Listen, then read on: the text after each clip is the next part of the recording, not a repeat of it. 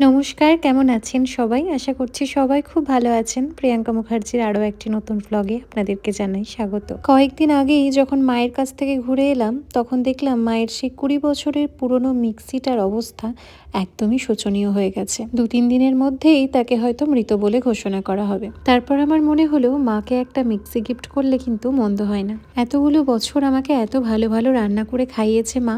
বাড়িতে শিলনোড়ার ব্যবস্থা থাকলেও মার কিন্তু একদম ভরসার হাত ছিল এই মিক্সি। একবার মনে আছে আমাদের মিক্সিটা একবার খারাপ হয়েছিল, আর তখন মায়ের যে অবস্থা হয়েছিল তা বলার বাইরে। সেই মিক্সিটা ঠিক করে প্রায় 10 বছর গেছে। এখনকার দিনে কিছু কিছু মানুষের বয়সই 20 বছর যায় না, সেখানে একটা ইলেকট্রনিক জিনিস যদি 20 বছর যায় তাহলে তাকে আর দোষ দেওয়া যায় না। আমাদের আগের মিক্সিটাও ছিল প্রেস্টিজ কোম্পানি, তাই আমি এটাও নিয়েছি প্রেস্টিজের। মারা এখনো অব্দি জানেই না যে আমি তাদের জন্য এটা কিনেছি। মাকে দেওয়ার আগে আমি একবার টেস্ট করে দেখে নিচ্ছিলাম। এখন অবধি তো বেশ ভালোই চলছে। যাই হোক, আজকের ভিডিও এত